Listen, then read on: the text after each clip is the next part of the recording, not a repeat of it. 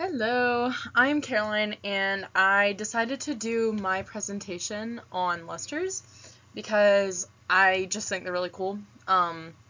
There's so many different kinds of patterns and appearances that you can make with them, and I think that they're just really cool. Um, so Initially, the technique of lusterware was developed in Mesopotamia, which is modern Iraq, in the early 9th century. Initially, most lusterware was decorated with geometric patterns and different kinds of shapes. A different style of preferred decoration came about in the 10th century, where the main design was one or two large shapes or figures. They would be painted on the pot with the luster. Luster also appeared in Italian Maiolica. That's spelled Maiolica. Absolutely butchered that, I'm sure. But that was around 1500 during the Italian Renaissance and became a specialty in two minor Italian pottery towns called Gubbio and Deruta. And this bowl, I think it's a bowl or a plate, but this was a 13th century, I believe, Iraq, Mesopotamian bowl or plate. I think the tribal design was pretty typical for that time. So yeah, I think that's what a lot of their stuff looked like, moving out of like the first initial beginnings of lusterware in Mesopotamia. So what is a luster? A luster is a final coating applied over the ceramic glaze and fixed by a light second firing.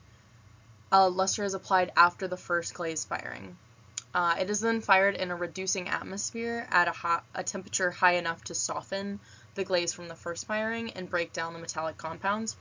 So essentially the glaze from the first firing and the luster that's applied on top, they meld together, leaving a very thin layer that is fused with the main glaze but is mainly metal. And that's why all lusters have a metallic, shiny sheen to them, because they're basically all metal. But yeah, the luster is it's very thin, the final layering of the luster.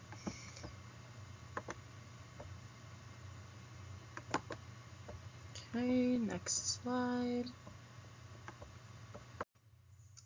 So now I'm going to talk a little bit about the process of making a luster and manufacturing it.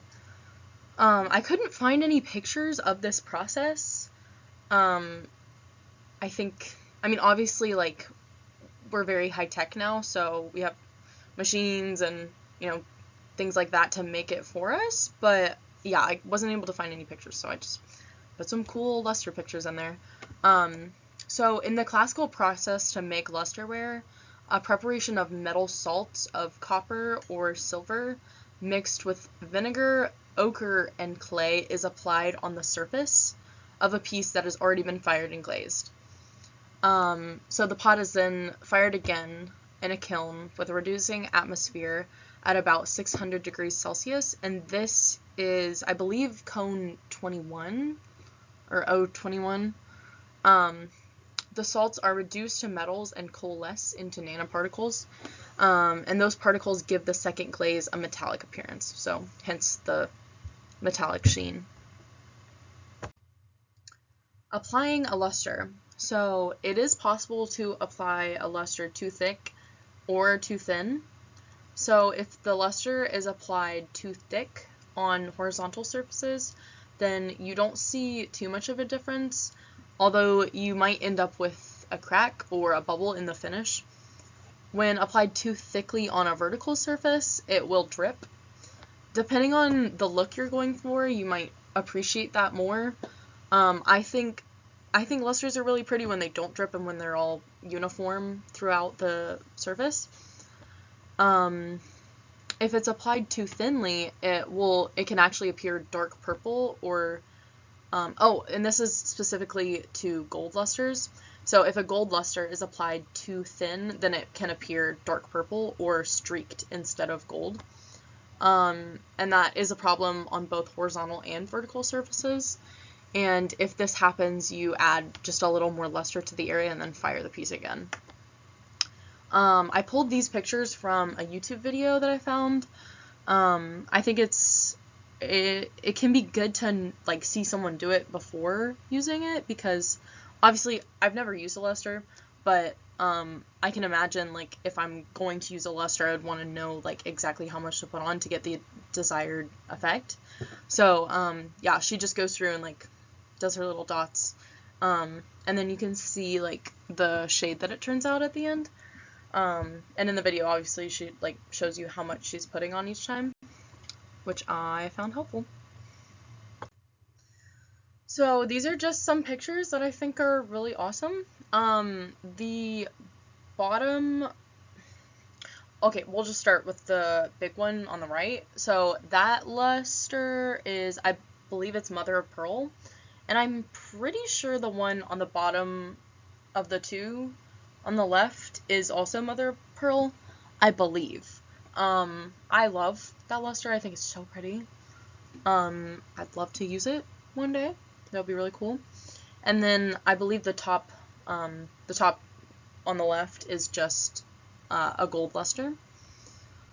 And then these are some more that I found that are just, I mean, look at that. I mean, that's just so awesome.